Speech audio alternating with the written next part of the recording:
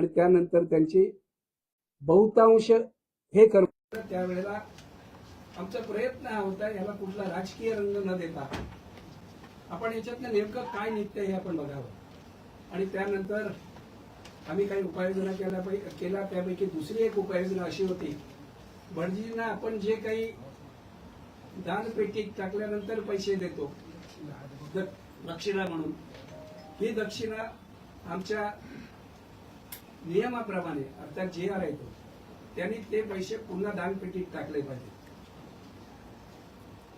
ते त्यांनी दानपेटीत टाकायला सुरुवात केली। भटजींच्या आम्ही बैठका घेतल्या आणि अचानक ही रक्कम एवढी वाढली की साधारणतः 97 लाखापर्यंत आठवड्याला वाढत होती।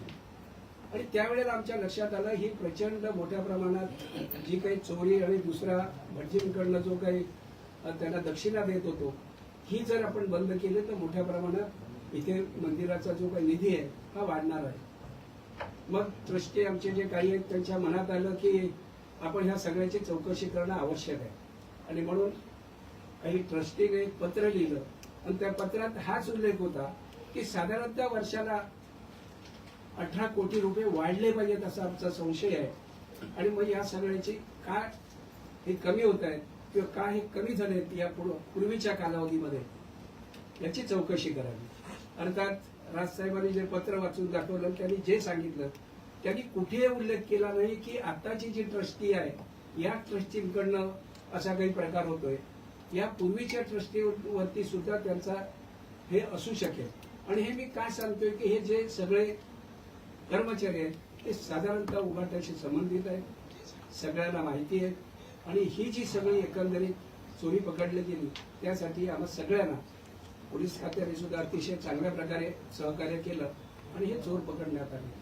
अर्थातच आम्ही संभ्रमात होतो, ही एकदम 6-8 आठवड्याची रक्कम वाढली आहे ह्याचं मूळ कारण काय आहे हे शोधणं आवश्यक होतं। भटजींचे पैसे कमी केले की भटजीने पुन्हा पेटीत टाकायला लागल्यामुळे केले का, ह्या चोरीचा फार मोठे आणखीन काही रॅकेट आहे का हे शोधणं आवश्यक होतं। आणि त्यामुळे तशा प्रकारचं पत्र हे आमच्या काही ट्रस्टीने हे फक्त न्याय आणि विधी खात्याला दिलं। शिंदे साहेबांना पत्र दिलेलं नव्हतं, शिंदे साहेबांना पत्र द्यायची गरज नव्हती। त्याचं कारण असं आम्ही त्याला जाऊन भेटणार होतो, मुख्यमंत्र्यांना जाऊन भेटणार होतो आणि ही सगळी गोष्ट आम्ही त्यांच्या कानी घालणार होतो। म्हणून मला असं वाटतं ही नसलेलं पत्र, नसलेल्या ठिकाणी शिंदे साहेबांचं नाव आणि युतीमधल्या काही प्रमुख नेत्यांची नावं घेऊन जे बदनाम करण्याचा आणि हिंदूंचं आराध्य दैवत असलेल्या सिद्धिविनायकाला बदनाम करण्याचा जो काही घाट घातला जातोय याबद्दल आपल्याशी बोलावं म्हणण्याचं आपल्याला या ठिकाणी आम्ही निमंत्रित केलेलं आहे। आपल्याकडनं जर काही प्रश्न असतील तर निश्चित विचारा, त्या प्रत्येक प्रश्नाचं उत्तर आम्ही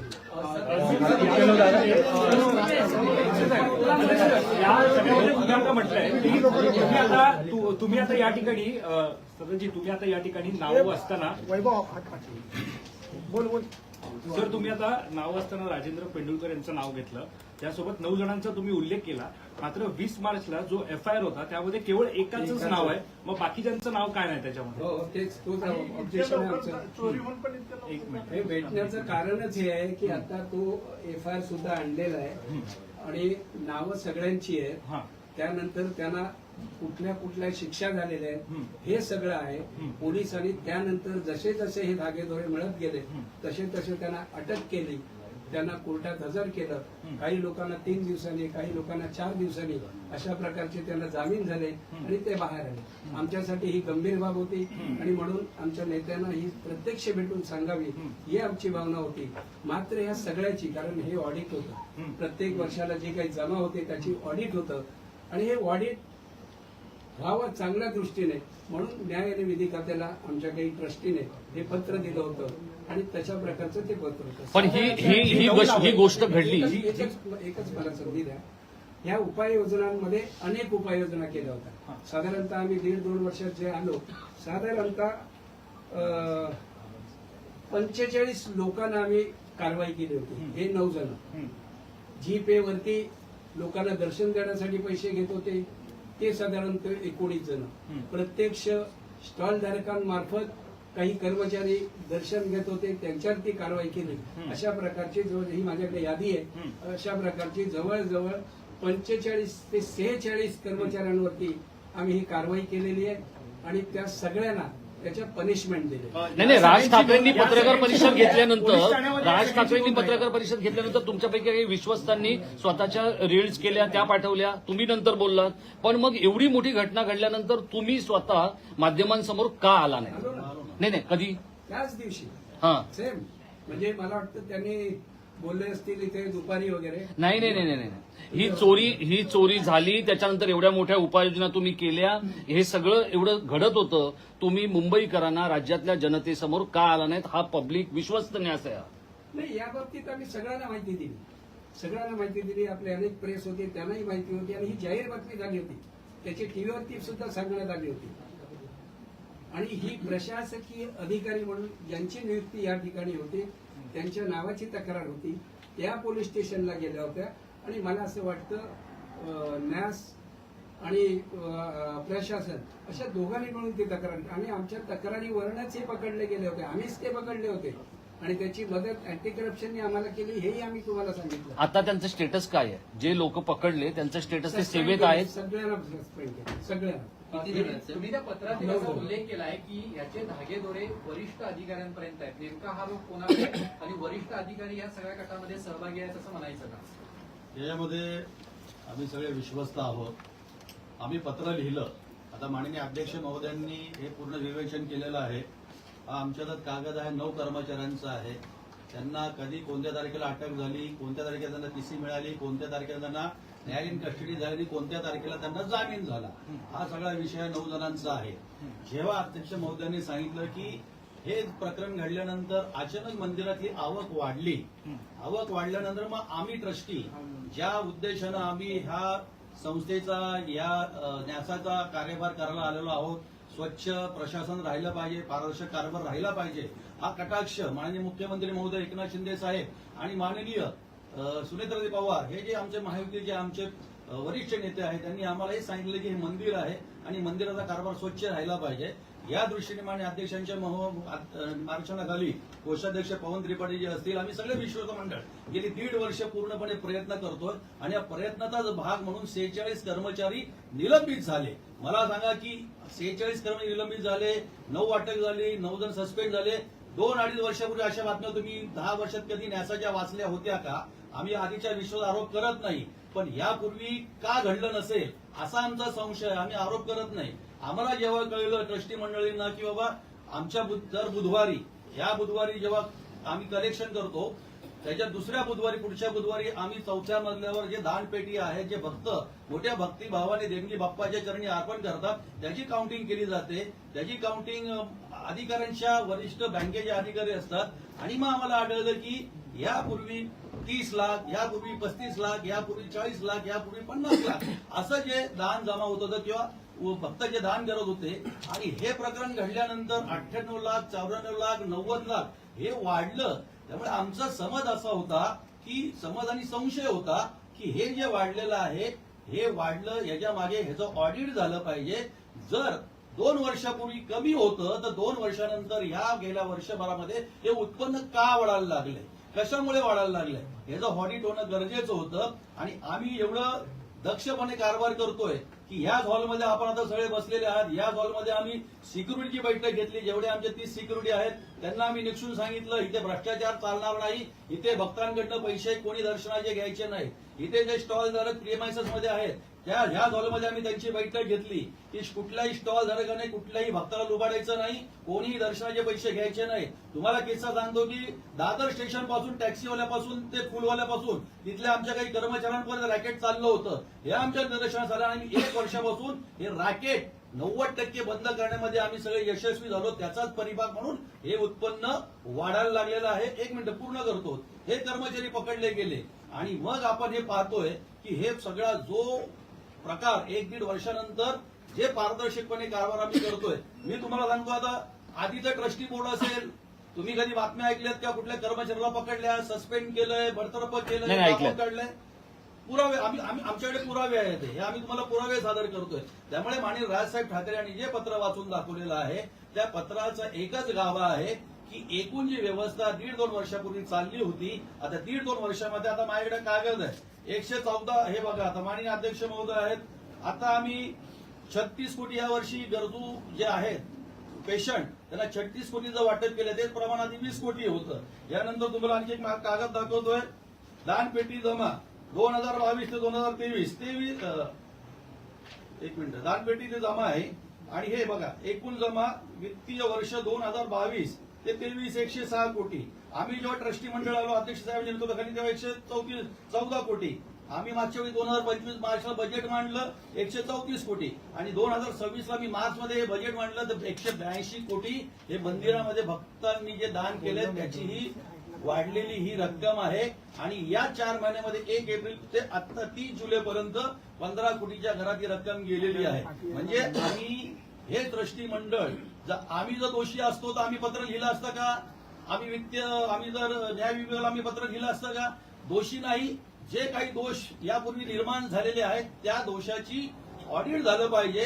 ते दोष का होते ही आमची सिंपल आणि साधी मागणी आहे. म्हणजे सिद्धिविनायकापेक्षा ईश्वरी अंश हा विश्वस्तांमध्ये आहे, सिद्धिविनायकामध्ये नाही, हे तुमच्या आकडेवारीवरून दिसतंय. बघा बाप्पाच्या भक्तीपोटी सगळे येतात, पण आमचं एकच म्हणणं आहे की बाप्पाच्या भक्तीपोटी आधी ही लोक भक्त देशातून महाराष्ट्रातून किंवा परराज्यातून किंवा परदेशातून सुद्धा येत होते.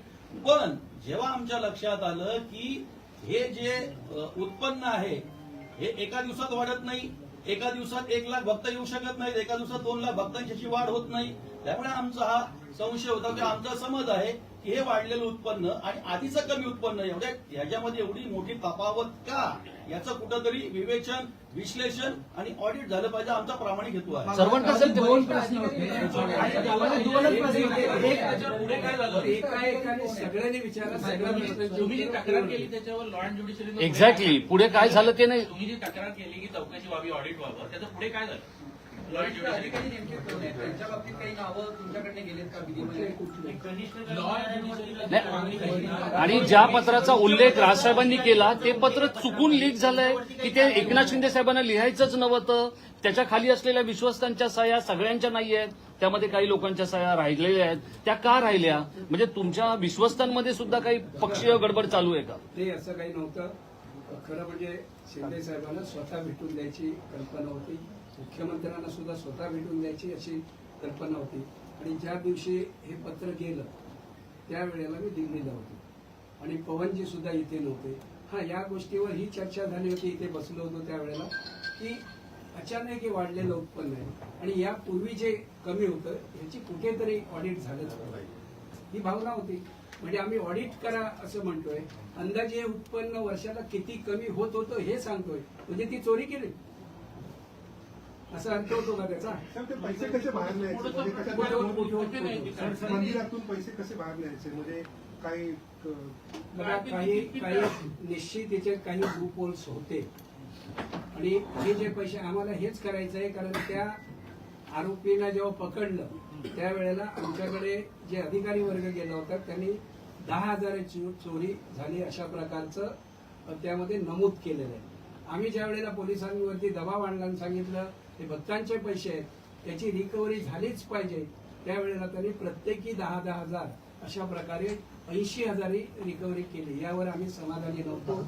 यामध्ये आणखीन सुद्धा रॅकेट असावं अशा प्रकारचा आजही आम्हाला संशय वाटतोय. आपण जे काही दिवस आता प्रश्न विचारला, तुम्ही ताबडतोब पत्रकार परिषद का नाही घेतली, इथे अजूनही आमचा असा संशय आहे की ही लाईन इथेच संपलेली नाही, त्याच्यामध्ये अजून सुद्धा काही असावेत असा आजही आमचा संशय आहे. आणि म्हणून त्या दृष्टीने आम्ही अँटी करप्शन आणि पोलीस खातं यांच्या मार्फत पैसे कसे बाहेर न्यायचे? ते पैसे कसे बाहेर घेऊन जायचे? कारण काय, ज्या वेळेला एखादा कर्मचारी इथे येतो त्यावेळेला त्याच्या खिशात काहीतरी एक थोडीशी रक्कम असते जी प्रवासासाठी दैनंदिन वापरासाठी लागते. पण मग घरी घेऊन जाताना जर एवढे लाखो किंवा हजारो रुपये जात होते तर मग इथे काय नेमकं चाललं होतं? तुम्हाला एक सांगतो प्रामाणिकपणे, आम्ही आता एक डिसिजन मागे बोर्ड ऑफ ट्रस्टीची बैठक झाली, आम्ही एक निर्णय असा घेतलेला आहे की या ठिकाणी जे कर्मचारी किंवा तिरेकर स्टाफ असेल यांचा एक गेट आम्ही निश्चित करणार आहोत. जाताना तो गेट तिथे गेले पाहिजेत. आमची सिक्युरिटी आम्ही अजून अलर्ट करतोय की जाताना त्याच्या खिशात किती पैसे होते आणि आता तो नोकरी म्हणजे कामावून बाहेर जाताना तो किती घेऊन जातो याची आता पूर्ण चेकिंग आम्ही करणार आहोत. हा प्रशासनाने आणि हा बीओटीने आम्ही बोर्ड ऑफ ट्रस्टीने हा निर्णय घेतलेला आहे. आता ह्याच्यामध्ये माननीय अध्यक्ष महोदयांनी सांगितलं की जो आरतीची पेटी असते ज्यामध्ये भाविक दान टाकतात, कोणी 500 रुपये असेल, कोणी 200 रुपये टाकत असेल, कोणी 50, कोणी 10 रुपये असेल, तर ते दान आता क्लिअर कर तुम्हाला सांगणं गरजेचं आहे की ते दान पेटी, ती आरतीची दान पेटी ही एका मजल्यावर नेली जायची, तिथं ती ठेवली जायची आणि मग एक त्यांचा सहकारी कर्मचारी हा दरवाजात उभा राहायचा, मग दुसरा तो त्याला सिग्नल करायचा आणि मग कोण नसेल मग तो दानपेटीतलं हात टाकून किंवा खोलून ते पैसे काढत होता. असा आम्हाला एक कर्मचारी आढळला. मग आम्हाला वाटलं की एका कर्मचाऱ्यापुरतं हे मर्यादित नसेल, सीमित नसेल. मग आम्ही जाऊन कंट्रोल रूमचा सीसीटीव्ही चेक केला, सगळ्या तारखा चेक केल्या आणि त्यानंतर मग उघडकीस आलं. जर हे ट्रस्टी मंडळ दक्ष नसतं तर आम्हाला वाटलं असतं एक पकडला सोळा लावू द्या, काय किती चोरलेत, 500 रुपये चोरलेत, 1000 रुपये चोरलेत. पण आम्ही काय केलं, आम्ही कंट्रोल बोर्डमध्ये गेलो, सीसीटीव्हीच्या तारखा काढल्या आणि मग त्यातले 9 कर्मचारी आम्हाला सापडले. जे काही 19 कर्मचारी होते त्यांनी काही भक्तांना कॉन्टॅक्ट करून स्वतःच्या मोबाईलवर जीपेवरून पैसे घेतले दर्शनाचे. हे तर आम्हाला वाटलं नसतं, जाऊ द्या, सोडून द्या, कर्मचारी आपलं. पण आम्ही त्या 19 जणांना सुद्धा सस्पेंड केलं. आम्ही काही लोकांना सिक्युरिटी असे आहे की आपण जर सगळ्या मंदिरामध्ये येत आहेत, काही जण 200 रुपये खिशात टाकायचे दर्शनाला जायचे, काही जण 500 खिशात टाकायचे दर्शनाला जायचे. आम्ही ते गेट सुद्धा सील केले आणि आमचे एक ट्रस्टी आता संध्याकाळच्या वेळी राऊंड मारतात, शॉलवाल्यांना भेटतात, बघतात. त्यामुळे कुठेतरी आता हे उत्पन्न वाढायला लागलेलं आहे. त्याचंच फलित आहे की या वर्षी 35% आम्ही झालोय आणि आम्हाला आत्मविश्वास आहे बाप्पाच्या आशीर्वादाने की ट्रस्टी बोर्ड असं काम करतोय. भक्तांचा अजून इकडे ओघ वाढतोय. राष्ट्रीय आंतरराष्ट्रीय स्तरावरून राज्य स्तरावरून भक्त इकडे येत आहेत. पुढच्या वर्षाचं बजेट 250 कोटी जाईल. फक्त पैसे वाढवणं आमचा उद्देश नाही, तर मगाशीच मी सांगितलं 36 कोटी यावर्षी आम्ही अर्थसहाय्य वाटलंय. तर तुम्ही मूळ प्रश्नावर या. मूळ प्रश्न हाच आहे आमचा की इकडनं पैसे बाहेर कसे सांगितलं ना आता. कसे नाही बाहेर पैसे बाहेर गेल्याचं अजून तुम्ही नीट सांगितलेलं नाही. हा एक प्रश्न. याला जोडून एक दुसरा प्रश्न आहे. राम मंदिरामध्ये जेव्हा चोरी झाली, चंपक राय आणि अनिल मिश्रा यांना राजीनामे द्यावे लागले. तुमच्यापैकी कोण राजीनामा देणार आहे कशासाठी? या गोष्टीसाठी? जे काय हे बरोबर आहे की चूक आहे? तुम्ही पकडले म्हणून अधिक नाही राजीनामा नाही माझा प्रश्न नीट आहे का? हा.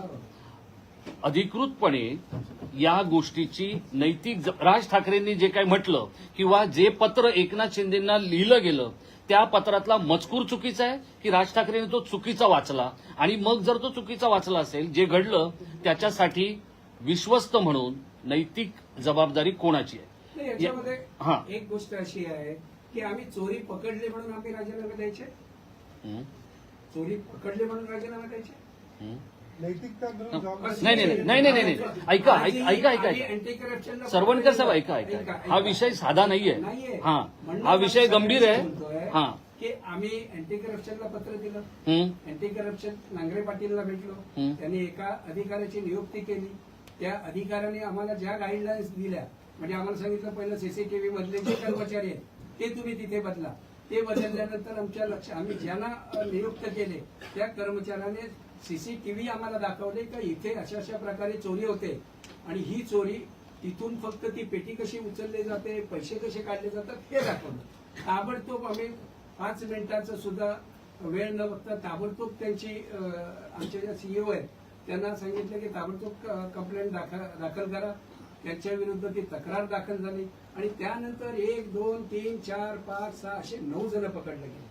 आजही आम्हाला असं वाटतं हे पूर्ण झालेलं नाही, यामध्ये आणखीन काहीतरी असू शकतं आणि त्यामुळे तशा प्रकारची खबरदारी ही आमच्या जे सगळे ट्रस्टी आहेत त्यांनी घेतली. हे सगळं बोलताना तुम्ही आता म्हटलात की हे कर्मचारी जे ते विशाखा राऊत यांच्या संपर्कात होते किंवा संपर्कातले नोकरीला लावलेले किंवा आणि उभाटाच्या शाखेत जाणार ते काही वर्षापूर्वी तुम्ही अखंड शिवसेना होती, म्हणजे ते नेमकी तुमच्या किंवा त्यांच्या शिवसेनेच्या शाखेत जाणारे असतात. शिवसेनेच्या शाखेत तर तुम्हाला शिवसेनेच्या शाखेत जाणारे चोर असं म्हणावं का? असं कशाला कारण की एकंदरीत तुम्ही ज्याने शाखेत चोरी जाणारे केली त्याला चोर आपण म्हणू शकतो. शाखेत जाणार चोर कसा म्हणतो? नाही मग एक या न्यायाने जर पाहिलं, या न्यायाने कोणत्या ग्राउंड्सवर तुम्ही हा स्टेटमेंट बोललाय की Exactly. शिवसेनेच्या शाखेमध्ये गेले, कोणत्या शाखेचा नाही. नंबर आहे का तुमच्याकडे जिथे सगळ्या ते लोक शाखांचे गेले? नंबर आहेत. किंवा नाही, त्यांनी आणि पोलिसांच्या मला- स्टेटमेंटमध्ये रिलीज केलंय का? पोलिसांना त्यांनी सांगितलंय का आम्ही या शाखेमध्ये गेलो होतो? त्यांनी नाही, आता तुम्ही हेच सांगितलं की मी नाही. पूर्वी सुद्धा शिवसेनेत होतो. बरोबर आहे. मला बघा, तुम्ही मुंबई महानगरपालिकेत होता, स्थायी समितीमध्ये तुम्ही असताना सगळ्यात जास्त नोकर भरती ही ज्या दोन्ही क्लबमध्ये, अंधेरी आणि मुलुंडच्या क्लबमध्ये तुम्ही केलेली होती. तिथेही भ्रष्टाचार चालू आहे. म्हणजे आता लोकांनी तिथे पण तुमची नावं घ्यायची का? तुम्ही मराठी मुलांना नोकरी देणं हे तुमचं कर्तव्य समजलं, तसं राऊतांनी समजलं असेल. आज तुम्ही राऊतांचं नाव घेऊन याला सगळं पक्षीय रंग देताय का? हा माझा प्रश्न आणि आहे. शाखेचंही नाव घेतलं. एक तर खरं सांगितलं, राजसाहेबांनी आरोप केले. राजसाहेबांच्या किल्लेदारांनी आदेश बांदेकरांवरती पण आरोप केले होते. मग त्या आरोपाचीच पुनरावृत्ती राजसाहेब करतायत का? सर तुम्ही प्रश्न नाही तुम्ही प्रश्नाला बघल नका देऊ. राज ठाकरे साहेबांनी हे जोपर्यंत जेव्हा महाराष्ट्रासमोर मांडलं तेव्हा या प्रश्नाचं गांभीर्य लक्षात आलं लोकांच्या. एकाही प्रश्नाला बदल देणार नाही. एकाने प्रश्न विचारा त्याचं तर उत्तर तोच द्या. बेसिक प्रश्न आहे की शाखेत जाते. ऐक ना, आदेशांच्या बाबतीत प्रश्न निर्माण केला होता. तुम्ही अध्यक्षपदाचा कार्यभार घेतल्यानंतर त्या प्रकरणांची तुम्ही चौकशी केलात का किंवा त्याची काही माहिती मिळाली का? कुठल्या प्रकारे? जेव्हा विजय हा संपू दे. तुम्ही जसं म्हटलात की विशाखा राऊत यांनी त्या इसमाला चोराला नोकरीवर लावलं, तसंच जी 9 लोक होती किंवा अधिक तुमच्याकडे जेवढी काही आली त्याच्यातले बरेच लोक जे ते शाखेत जाणार. त्याच्या सोबत कोचरेकर सरांनी त्याला संदर्भ दिला की शिवसेनेनं नेहमीच मराठी माणसांना कामाला लावण्याची वगैरे प्रकरणं केली आहे, त्यामुळे ती संपर्कातली लोक आहेत, पण ती शाखेत जाणार आहेत आणि विशाखा राऊत असं स्पेसिफिक नाव घेऊन तुम्ही याचं राजकीयकरण करताय का सरवणकर साहेब? या सगळ्या गोष्टीचं विशाखा राऊतांचं नाव घेऊन तुम्ही असं आहे, जो पेंडुरकर आहे तो शाखा क्रमांक, आत्ताची जी शाखा आहे ती शाखा क्रमांक 194. घाडीगावकर आहे तोही सामन्याच्या अगदी बाजूला राहतो, तोही त्याच शाखेतला आहे. मी तिथे काम केलेला माणूस आहे, मला माहिती आहे ते. त्यांनी कोणीतरी आमच्यावर शिंतोडे उडवायचे, पण हे करणारे कोण आहे ते त्यांना शोधलं पाहिजे ना. नाही, मला सांगा, तुम्ही आता ही शेवटची 40 वर्ष राजकारणात आहात. ज्यावेळी ह्या सगळं घडलं, जी गोष्ट योगी आदित्यनाथ यांनी राम मंदिराच्या रामद्रोहाबाबतीत केली, तुम्ही हे सिद्धिविनायकाच्या गणेशद्रोहाबद्दल करणार का? त्या आरोपींच्या घरादारापर्यंत त्यांनी बनवलेल्या मालमत्ता, त्यांच्या सगळ्या गोष्टी इथपर्यंत तुम्ही पोहोचणार का? पोचायचंच आहे आणि तीच आमची खरी जबाबदारी आहे. आमची मागणी पण तीच आहे की त्यांनी प्रत्येक आरोपी 10,000 रुपये चोरले आणि त्यांच्याकडनं 10,000 रिकव्हरी केली ही दाखवली. म्हणजे 8 जणांचे 80,000. आमचं म्हणणं असं आहे की आता वाढलेली रक्कम आणि यापूर्वी जे काही येत होती दानपेटीमध्ये, हा गॅप खूप मोठा आहे. हा नेमका कुठे गेला? चोरीमध्ये गेला का ज्या काही उपाययोजना केल्या त्याच्यामुळे ते झालं? याचा शोध कोणी घ्यायचा? तुम्ही सीआयडीची मागणी करताय का? करू सीआयडीची मागणी. नाही, नाही तुम्ही ज्युडिशरीकडे जी मागणी केली ऑडिटची, त्या मागणीचं झालं काय? ऑडिटची जी मागणी केली त्या मागणीचं झालं काय? कारण लॉ अँड ज्युडिशरी मुख्यमंत्र्यांच्या अंतर्गत आहे. तर त्यांनी नक्की काय केलंय? आणि आता आज इतकी महत्वाची पत्रकार परिषद आहे, तुमचे खजिनदार का नाहीये? दिल्लीला लॉ आणि ज्युडिशरीचा पुढे सर एक मिनिट सर, तुम्ही म्हणता की 18 कोटी त्याचं उत्तर काय झालं? पातळीवरती नेमकं काय हालचाल झाल्या? लॉ अँड ज्युडिशरी काय झालं?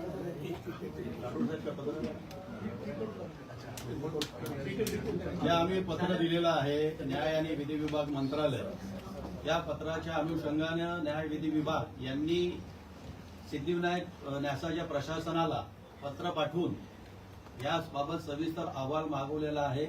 त्या सविस्तर अहवालानंतर जे न्याय विभाग आहे, न्याय विधी विभाग, आणि तो न्याय विधी विभाग मग वरिष्ठ स्तरावर मग डीसीएम साहेब असतील, सीएम साहेब असतील, यांना त्याबाबत कळवणार आहे.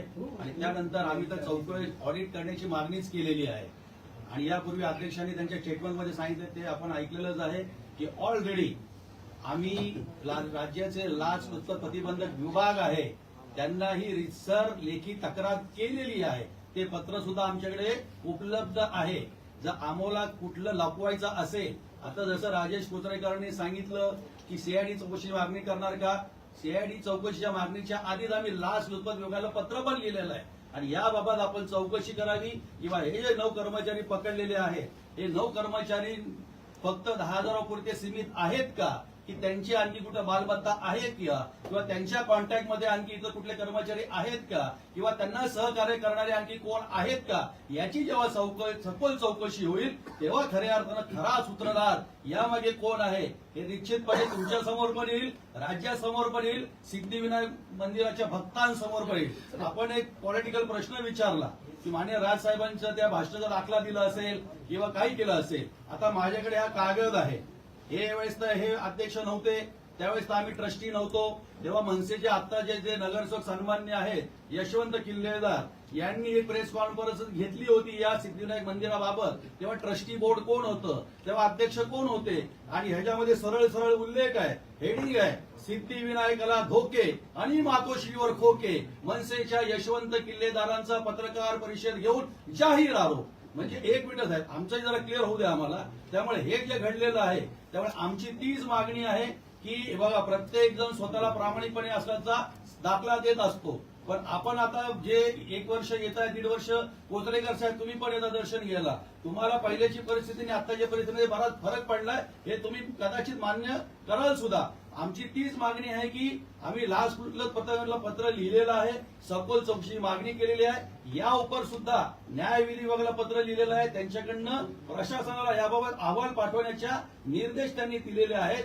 आणि आम्ही सगळं ट्रस्टी मंडळ पुन्हा एकदा माननीय मुख्यमंत्री असतील, माननीय शिंदेसाहेब असतील, माननीय सुनेत्री पवार असतील, यांना आम्ही निश्चितपणे भेटू आणि याबाबत सीआयडी चौकशी सुद्धा करा की आधी जी मंदिरामध्ये देणगी जमत होती ती एवढ्या कमी प्रमाणात का होती, आणि आता मंदिराची देणगी जमते ती जास्ती प्रमाणात का झालेली आहे, याची जर ऑडिट झालं तर निश्चितपणे तुम्हाला जे प्रश्न अपेक्षित आहेत त्याची उत्तरं तुम्हाला आपसुकच मिळतील.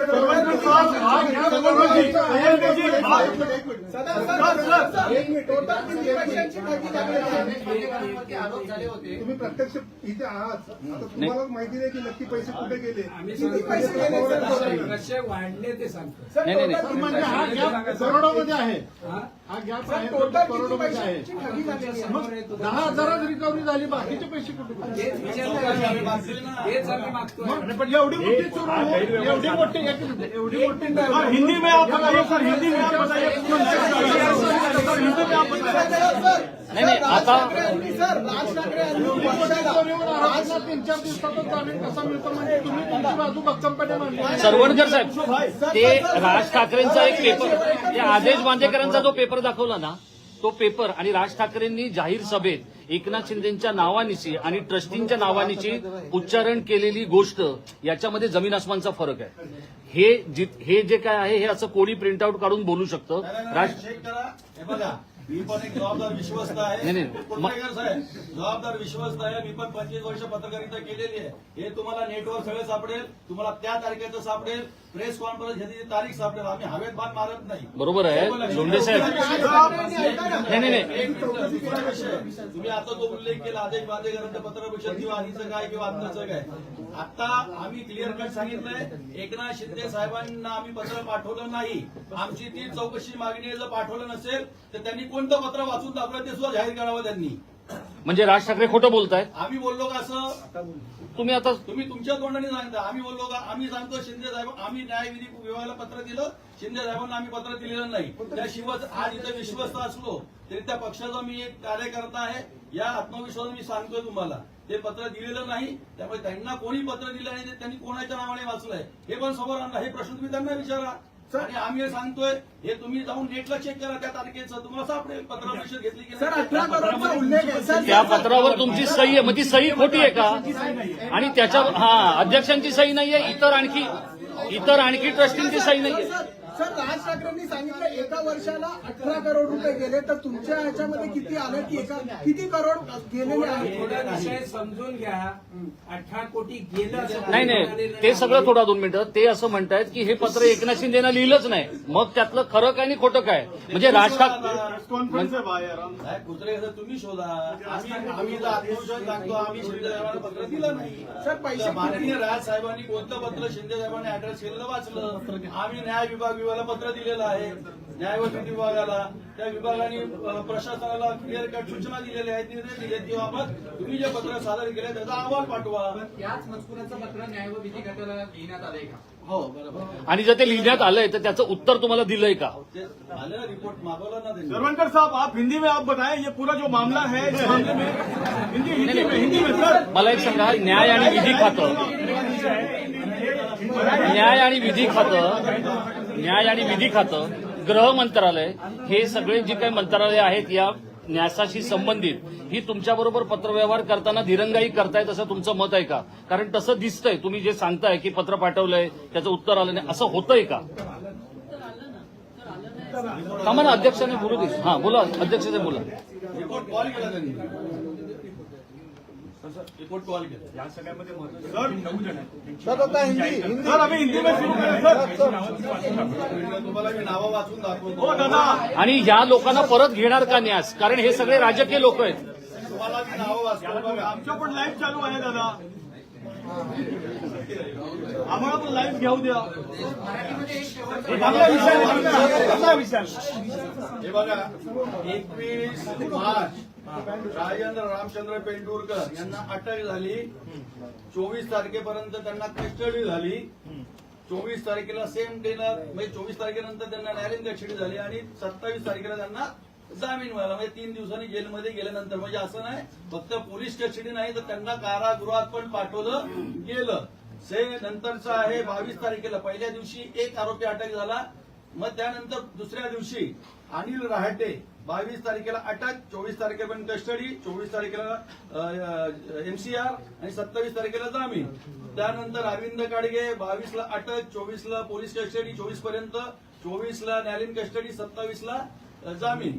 त्यानंतर शरद गाडी 22, 24 ला जामीन, 27 ला 24 ला न्यायालयीन कस्टडी, 27 ला जामीन.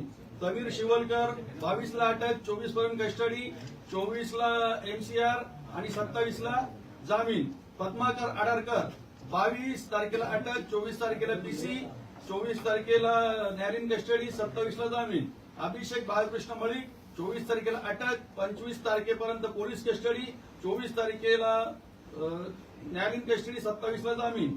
महेंद्र बाळाराम भाईचे 24 तारखेला अटक, 25 तारखेला पोलीस कस्टडी, 25 तारखेला न्यायालयीन कस्टडी, 27 ला जामीन. आता यातला तुम्हाला एक सांगतो, एक नरेश खाडे नावाचा व्यक्ती आहे, त्याला पोलिसांनी त्याच्यावर गुन्हा दाखल केला. त्याला 27 ला गुन्हा दाखल केला, 28 मार्चला त्याला नोटीस दिली, परंतु तो फरार झाला. हा कर्मचारी फरार झाल्यानंतर त्यांनी 17/6ला अटकपूर्व जामीन घेतला आणि तो सध्या अटकपूर्व जामिनावर आहे. याबाबत आम्ही न्यासाने पोलिसांकडेही विचारणा केली. या आरोपीला अटकपूर्व जामीन त्याचा रद्द करून त्याला तात्काळ अटक करावी आणि त्याच्यावरही कारवाई करावी. आणि आमची ही प्रामाणिक मागणी आहे की तुम्ही जसं आम्ही तर लाचलुचपत प्रतिबंध विभागाला पत्र दिले अँटी करप्शनला, आणि आम्ही या संदर्भात वरिष्ठांना भेटून नेत्यांना भेटून याबाबत आणखी कडक कारवाई करून चौकशी करून यामध्ये जेवढे दोषी आहेत हे आम्ही तुम्हाला रॅकेट पण सांगितलं मगाशी की टॅक्सीवाल्यापासून फुलवाल्यापासून इथल्या शिपायापासून ते कोण कोण रॅकेटमध्ये होतं, हे रॅकेट जेव्हा उद्ध्वस्त होईल तेव्हा खऱ्या अर्थानं आपण त्या कारवाईला सामोरं गेलो की ती कारवाई आम्ही सक्सेस केली आम्ही म्हणू शकतो. बांदेकरांच्या बाबतीत आरोप झाले, त्याच्या बाबतीत तुम्ही स्वतः विधानसभेत प्रश्न घेतला. आता तुम्ही या विद्यमान मंत्रिमंडळात चोरी जी झालेली आहे त्याच्यावर कारवाई करण्यात इंटरेस्ट आहे का तुम्हाला राजकारण? जर कारवाई करायची नसती, एक मिनिट, कारवाई करायची नसती, बोलतच नाही सर, एवढ्या तेच फॉलोअप घेतो आम्ही. ऐका ना, कारवाई करायची नसती तर एक कर्मचारी अटक झाला तर आम्ही सोडून दिला असता विषय. पण आम्ही सीसीटीव्ही जाऊन चेक केले, इतर 8 आरोपींना अटक केली. कारवाई करायची, एक मिनिट साहेब, कारवाई करायची नसती तर ज्या वक्तांकडनं काही कर्मचाऱ्यांनी जीपीद्वारे पैसे देऊन दर्शन दिले त्या 19 जणांना आम्ही सस्पेंड केले नसते. कारवाई करायची नसती तर स्टॉलवाल्यांना इथे बोलवून आम्ही त्यांना समज दिली कडक शब्दामध्ये की भक्तांना लुटू नका. आणि तुमचा जो प्रश्न आहे की आम्हाला इथे हे बघा पैसे जमा करणं हा उद्देश नाही तर भक्तांनी दिलेल्या पैशामधून दानामधून महाराष्ट्रामधला शेतकरी आहे, आता आम्ही आत्महत्याग्रस्त जे शेतकरी आहेत त्यांच्या मुलांना आम्ही शिष्यवृत्ती देतोय. आम्ही 50,000 मुलांना मोफत पुस्तकं दिली. आम्ही महाराष्ट्रातले विदर्भ तांड्याच्या बांध्यापासून जेवढे निकषामध्ये कॉलेज बसतात त्यांना आम्ही 2,500 2,000 पुस्तकं मोफत देतोय. आम्ही ह्या वर्षी 36 कोटीची मेडिकल आम्ही मदत दिली, 25,000 प्रत्येकी रुग्ण. आणि आम्ही या बीओटी मध्ये ठराव केला की 25,000 आजार मोठे असतात, खर्च मोठे असतात, त्यामुळे शासनाने 50,000 करावं असा ठराव सुद्धा आम्ही शासनाला पाठवला. म्हणजे भक्तांचे जे दान येतं त्या दानातून न्याय चाललं पाहिजे. त्या दानातून महाराष्ट्रातल्या शेतकऱ्यांना, कष्टकऱ्यांना आणि जे काही रुग्ण आहेत त्यांना मदत झाली पाहिजे. आज आमचा प्रामाणिक हेतू आहे. आणि आम्हाला जर पैसे गोळा करण्यात पैसे तर आम्हाला जे चोरीला गेले ते इंटरेस्ट नसतात आम्ही कोणी गेलोच नसतो ना. पण मग रिकव्हरी झाली का? एवढं तुम्ही सगळं करताय, रिकव्हरी झाली का? ज्या वेळेला आम्हाला कळलंय की अशा प्रकारचा काहीतरी प्रकार होतो त्यावेळेला आम्ही प्रथमच साधारण कधी कळलं हे? कधी कळलं? हा. कधी कळलं? नेमकं कधी कळलं? एप्रिल 2026च्या दरम्यान त्यावेळेला आम्ही मिलिटरी रिटायर या ठिकाणी साधारणतः 19 कर्मचारी होते जे मिलिटरीमध्ये रिटायर आहे. आमच्या लक्षात आलं तिथून सुद्धा काही व्यवस्थित होत नाही. ते साधारण 6 महिने होते. त्यानंतर महाराष्ट्र शासनाची किंवा बोर्डाचे जे काही सिक्युरिटी आहेत त्यात आम्ही ठेवलेले आहेत. फक्त आम्ही आमचे जे सिक्युरिटी आहेत त्या भरोश्यावर राहिलेलो नव्हतो. कारण आम्हाला जेव्हा जेव्हा कळायला लागलं की हे फक्त आपले जे कर्मचारी आहेत त्यांच्याकडनं हे काम चोरी पकडण्याचं होत नाही त्यावेळेला अनेक उपाययोजना केली. त्यापैकी सिक्युरिटी बदलणं हा सुद्धा उपाययोजना आम्ही केली. सर सरवणकरजी, सर हिंदी में हो गया बस बस. तुम्ही भांडेकरांवरती जे आरोप झाले होते विधानसभेत प्रश्न निर्माण केला होता. तुम्ही सिद्धिविनायक दास मंदिराचे अध्यक्ष झाला त्याचं 2 वर्ष होत आली. तुम्ही त्या प्रकरणांची किती चौकशी केला? त्या आरोपांच्या बाबतीत काही तथ्य निघालं का किंवा तुमच्या त्याच्या बाबतीत काही अहवाल तयार केला गेला का त्या आरोपांवर? आणि एक या प्रश्नाला जोडूनच एक आहे, आदेश बांदेकर अध्यक्ष असताना जवळपास 100हून अधिक लोकांना परमनंट केलं होतं. हे 9 लोक त्यामध्ये होते का? हे परमनंट सगळे कर्मचारी जेवढे. माझा प्रश्न, आदेश बांदेकरांनी 110 लोकांना परमनंट करून घेतलं होतं ते लोक हे आहेत का? तुम्हाला आणखी एक महत्वाचा मुद्दा सांगतो की तत्कालीन मुख्यमंत्री 2019ला जे होते आणि तेव्हा इथले ट्रस्ट बोर्डचे जे अध्यक्ष होते तेव्हा शिवभोजन थाळीला पण 5 कोटीची मदत या मंदिरांनी असानी केलेली आहे. हे तुम्हाला सांगतो 10 कोटी केलेली. आणि आमच्या काही लक्षात आलं तेव्हा आम्ही शासनाला पत्र लिहिलं की हा मंदिराचा पैसा आहे, हा भक्तांचा पैसा आहे, भक्तांनी दान केलेला पैसा आहे. त्यामुळे जे 10 कोटी तत्कालीन अध्यक्षांनी महाराष्ट्र शासनाला तत्कालीन मुख्यमंत्र्यांच्या विनंतीला मान देऊन शिवभोजन थाळीला दिले होते ते पैसे कुठल्या केंद्राला दिले त्याचा लेखाजोखा आम्हाला द्या ही मागणी सुद्धा आम्ही केलेली. ही आपण लक्षात घ्या.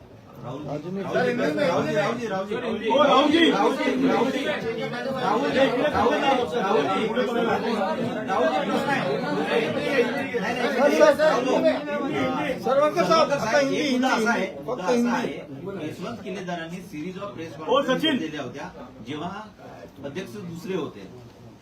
बांदेकर जेव्हा अध्यक्ष होते तेव्हा यशवंत किल्लेदारांनी सिरीज ऑफ प्रेस कॉन्फरन्स करून इथल्या गैरव्यवहाराचा पण गैरव्यवहार होतोय असं दाखवलं होतं.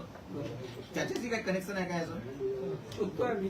ते शोधतो काही दिसतंय आम्ही का? ऑडिटची मागणी केली ना आधीच आणि आताचा काळ 2 वर्षापूर्वी. आम्हाला थोडी मदत करा आपण सगळ्यांनी. सर, मराठी